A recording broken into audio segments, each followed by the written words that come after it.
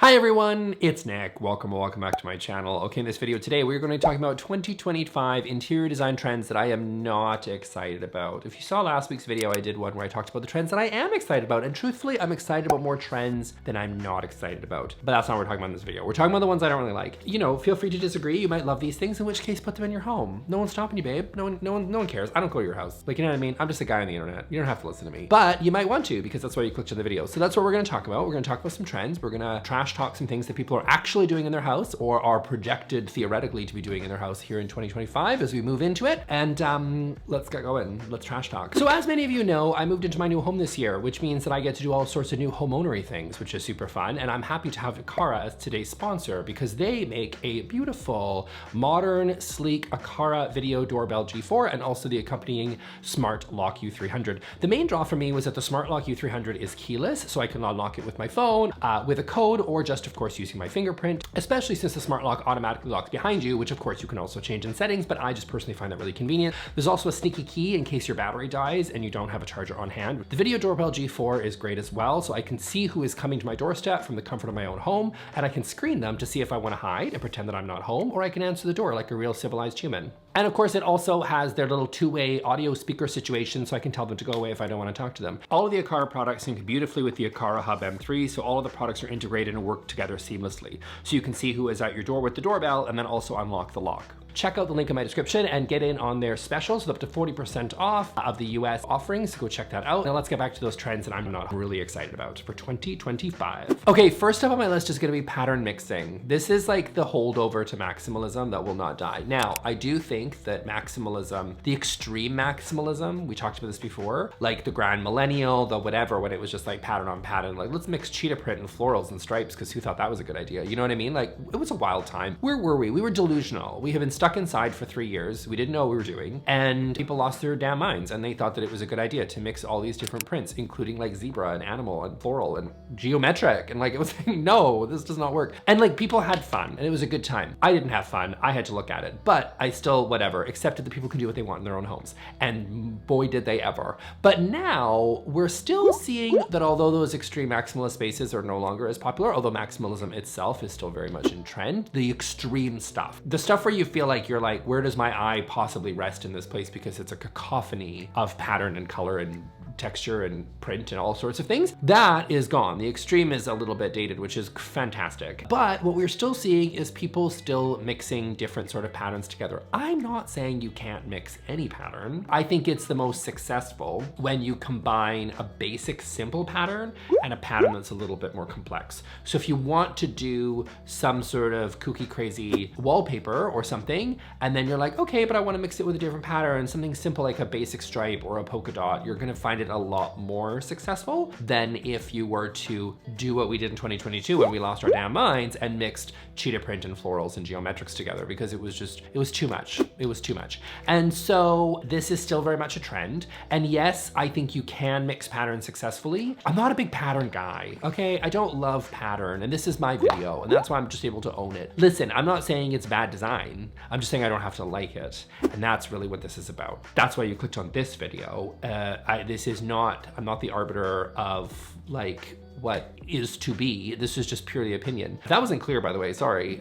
Welcome to the channel. But like, listen, this is just, I just don't really like pattern very much. And I do like it in simple, subtle ways, like a striped armchair, and then you're done, and then you can calm down. But that's not what people are doing, right? They're doing lots and lots and lots and lots of different pattern, and they're mixing them all together. Maybe not in the extreme maximalist ways that we saw in the past, but they're still mixing lots of different patterns together in a space. It's a skilled hand, okay? It's a skilled hand to do it really successfully. A skilled hand that is not for mere mortals, and I just don't know if it's right for most people, and therefore I would advise against it. Again, it's fine, people can do it. It can even be good design. It just doesn't mean I don't. It just mean I like it. Do you know what I mean? And that's really what this is about. So I'm not excited for this one, I'll be honest. Okay, next up on my list is gonna be Kidult, which I've heard, which is the combination of sort of like kids stuff mixed with adults.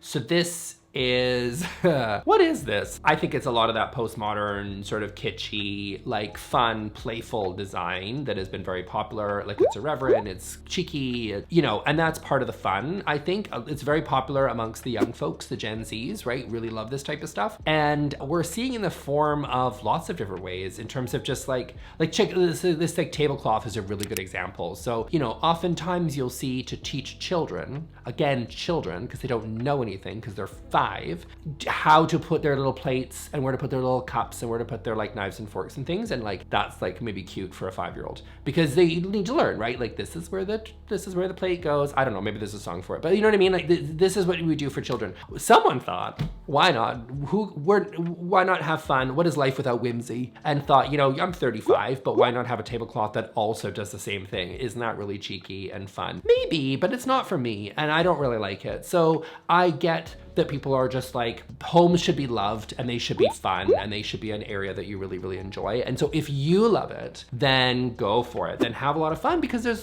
fun to be had here for kids of all ages, apparently. But it's just not for me. I just think that leave the kid stuff for the kids. And there's lots of ways you can have fun with like, while also being an adult about it and not necessarily resorting to all of this kid stuff. I've even heard like swings, like Gwyneth Paltrow has a swing in her house. Listen, I enjoy the swings at the playground, actually more than your typical adult. I see all the parents sitting there with their strollers and their lattes, and I'm like, if I have to like go with my friends' kids or something and I have to go to the playground, like I'm getting on those swings. Like I'm gonna have a good time, even though I'm in my 40s, because I just don't care.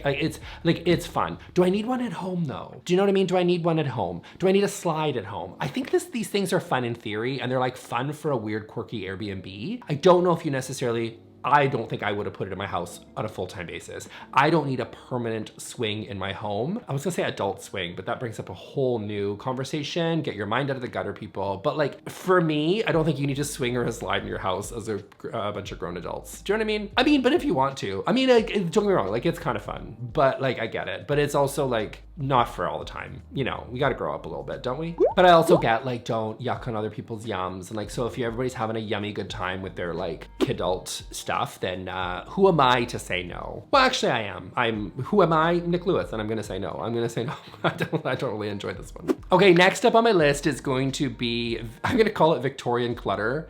The Victorian design is currently one of the trending interior design styles upcoming, which is fine. People like Victorian stuff. It's that traditional stuff that we're talking about. We're not talking about like, oh, there's some little detail or ornamentation on this like table leg. No. We're talking full on Victorian. Like, what is this, Buckingham Palace? No, this is the suburbs of Philadelphia. Do you know what I mean? Like, this is like, we're going old school here. And for me, I just think that reads really stuffy. It's also oftentimes very cluttered because again, it's just a lot of really old fashioned pieces. And it's usually overstuffed. I'm gonna call it overstuffed oftentimes with stuff. It's overstuffed. There's lots of things going on. Now, can you be, I mean, minimalism isn't really what we're talking about here. Like you can't really be a minimalist really in this style, but it just tends to read as really heavy for me. I think it's obviously a trending style because we're mixing lots of trends that are happening at the same time, right? Lots more detail and ornamentation in furniture pieces, just a lot more color being used, not being afraid to use color, a lot of the more kind of traditional patterns being used again. So this is a mix of several different styles coming in to be part of this trending interior design style, which is oftentimes the case, right? The styles, individual micro trends oftentimes are part of larger interior design style trends as a whole, right? Japandi as a style is very popular, has been for a while. Japanese design has been trending for a while, and there's a lot of micro trends like lime plaster walls and Roman clay and wabi-sabi and neutral paint colors. And like, there's a lot of other trends that sort of kind of support that. And I think with the Victorian style, it's the same thing. A lot of these sort of ruffles and frills and all sorts of things are back with a vengeance. And for me, that whole just category just isn't my taste. I'm not saying it's bad design. I'm not saying it's ugly. I'm just saying it reads really stuffy to me. Like if I walked, because here's the other thing too, is that a lot of these furniture pieces, which I think you need to remember, if you love this style and you're like, yes, Nick, 100% I'm bought in. I don't care what you say. I want to do it. I'm going to go whole hog and I'm going to do a Victorian space. Good for you. Love that. But I think you want to be really careful because here's what I think you should do. Just remember, when you're trying to create the mood for your space, I want you to think of what is actually the mood that you're trying to create, because the Victorian style almost always reads very formal. Is that what you want in your home? If the answer is yes, pile in, girl. Like, have fun, have a good time. But if you're thinking at the end of the long day, I don't necessarily want to go and sit in my Queen Anne throne in my living room, and maybe actually I would like something where I'm a little bit more loungy. In which case, you know, you might want to rethink these Victorian cluttered spaces, because I don't know if that's necessarily going to be the vibe. Like, I'm very much, when I walk into these spaces, I expect, like, you know, The Crown, where Queen Elizabeth, she's got her little bell and she's like, have a seat over here, and like you sit across to hear the Prime Minister. That's what this feels like. That's what this feels like to me when I would walk into one of those homes. And it's not the vibe for me. It's not what I want to create in my home. It's not what I necessarily want to experience on a daily basis, but it might be for you. So if you want a really formal space, this might work for you. But it's very difficult for this space to read informal. So just be really careful with that if that's what you're looking for, which again, I think is more conducive to a lot of modern living, because most of us aren't entertaining the Prime Minister on a daily basis, which is why this style is locked into a certain period of history in a certain locale, not the suburbs of Philly. Okay, next up on my list is gonna be aquatic materials and iridescent finishes. So this was something that really came through with a lot of the paint brands that they're talking about, which I'll get to in my last point here in a sec, because I think it also feeds into this conversation in my next point. But a lot of the paint brands were talking about this as well. Sherpa talked about this, and I see a lot of this stuff coming up where you're seeing this just as a micro trend of sort of iridescent finishes, seashells, pearl sort of finishes being used a lot in sort of decor and design in general. I just don't really love it. A lot of them really do feel almost themey, although not quite. I will say, like, this is a more, I will say I don't hate this. I think if you love a coastal theme, and instead of putting a giant anchor above your like fireplace, which reads like, hey, this is a coastal space, don't you see the anchor on the wall? Which again is a little on the nose, which is what I usually don't love about theme rooms, and I prefer a little bit more of subtlety. This could work for you. I just don't like it. But I could see that if you do like it, this is a much more subtle way of bringing in sort of coastal finishes, shall I say, into your home. So if you love a coastal space, but you're struggling to really write home why it's a coastal space and you want to really smack people across the face with it when they walk in the room, maybe if we're going for something a little bit more subtle, this could be a really great way to do it. Again, I'm just not excited for it. This one, I don't have a whole lot of reason behind it. I just don't really, in the end, really love this as a finish. I do think though, I will say that using the material in something like a pendant or using it perhaps in like decor or something might be more successful, but oftentimes we literally see actual seashells being used in people's homes, which again reads really themey to me. So this is on the cusp of themey, but yeah, the material itself is fine. I just don't like it, but I'm not excited about it, but it is trending. And I think it could work for a lot of people. I could see it being used, like, for example, like if you wanted some cute drawer pulls, for example, like in your bathroom vanity or something, like I'm sure those are out there. I haven't seen them, but I'm sure they're out there and those would be cool. If a retailer hasn't done it, there you go. You should make drawer pulls out of this material, because I do think it could work for some people, just not me, and I'm not really excited about it, but have fun with it anyway. Okay, and then my next interior design trend that I'm not excited about is high gloss walls. I stand corrected, okay? I stand corrected. Last year, I believe in my video of trends that I just talked about trends. I don't know, I do a lot of these videos, let's be honest. Some of them are winners, some of them are not. I don't remember what I said in half these videos. I say a lot of stuff and people are like, so you remember, like, if you've seen a video that I did like 3 years ago, like just before you watch this video, you're like, yeah, remember you said that in that video? No, that was 3 years ago to me. I don't watch all my old videos. I have no clue what I say in these things. I just put them on the internet and never look at them again. Okay, so I do believe last year, looking over my notes, I did say that the matte sort of what was really popular at the time, and still popular, is like a lot of those matte walls, like the lime wash and the Roman clay and the whatevers, right? Like a lot of that stuff, and matte finish paint was really, really popular. And I think that that's great too. But I also mentioned that the high gloss finishes were not trending. And I kind of stand by that. I'm not sure if like 2-3 years ago, they were necessarily super trendy. Like people were kind of saying like, oh, that trend is dead. And I'm like, it was never really here. I think it's here now. I was debating with Eden, but I think it's here. I do think that the high gloss walls are all over the place. And I don't love it, I'll be honest with you. Here's the thing with the high gloss walls. This is, like as often, you've heard me say this 1,000 times, the pendulum swing of design, right? We were like, we're all about the Scandi. No, let's go to extreme maximalism and overstuff our spaces until we die under a pile of you know, patterned sofa cushions. You know what I mean? Like we kind of tend to swing, and then usually we end up with something reasonable in the middle that actually makes sense for most people. But like the matte finished walls, although gorgeous, like if you want to go get yourself a Faro and Ball matte paint or whatever, or you want to lime wash or get your trowel and get your Roman clay on there, if you want to do it, fantastic. It's not practical for most people, and I have said that before. Like, it's beautiful, it's great, it works with a lot of really trendy interior design styles like the aforementioned Japandi. However, it doesn't make sense for most people. You go sit there and you're troweling on stuff to make your own Roman whatever, like good luck taking that off when it's no longer something you want to do anymore. You know what I mean? Good luck with that, babes. So that isn't really like that was popular. Now the pendulum is swinging and people are like, I know, let's go high gloss everything. So we're seeing these paint colors in like really bright, bold colors, and they're super, super glossy. Now, I think that it kind of reads like a mirrored finish from 2015 for me, and you know I hate mirrored furniture. It just makes the space feel, I think, a little kitschy and feels a little like, I don't know, Vegas to me. It feels like maybe a strip club, I don't know. Like, it's just everything, it feels cheap. It feels cheap. I know it's supposed to not feel cheap. It's supposed to be very luxe.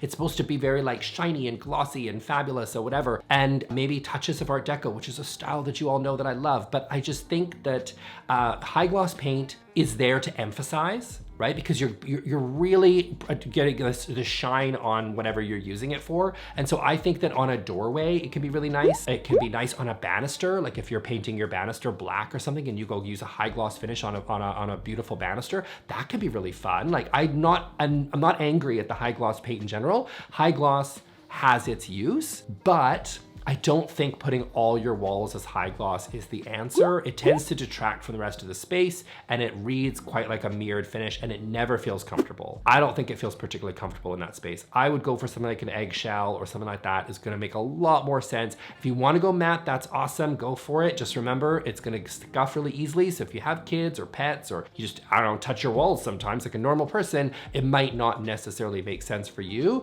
The high gloss stuff, oof, it can look beautiful perhaps in photos. I just don't think it makes a ton of sense. People are having fun with high gloss ceilings. I actually think that's better and a better application than the walls, just because, you know, you are drawing so much attention to the ceiling, but you're also not necessarily going to be touching it all the time, because I just don't think it really works. It just detracts from the rest of the space, in my opinion. I don't love them. I will also add that you really need to prep your walls very well. Don't just sit there and go like, oh, I've taken some photos down, puttied over them with that pink stuff and sanded it down. That looks pretty good. Let's go high gloss. It's gonna emphasize everything. And sometimes that's why when I think of these high gloss finishes from decades past and you see them, they're oftentimes done on walls that are just, they haven't been prepped properly, and it will emphasize everything. Every imperfection in the wall will just be shining like a beacon to the world. And so something like an eggshell is gonna cover that a little bit better. Something a little bit more matte is gonna do a better job. That's why we put flat on the ceiling. Well, one of the reasons. Oftentimes people will recommend as a general rule to put flat paint on a ceiling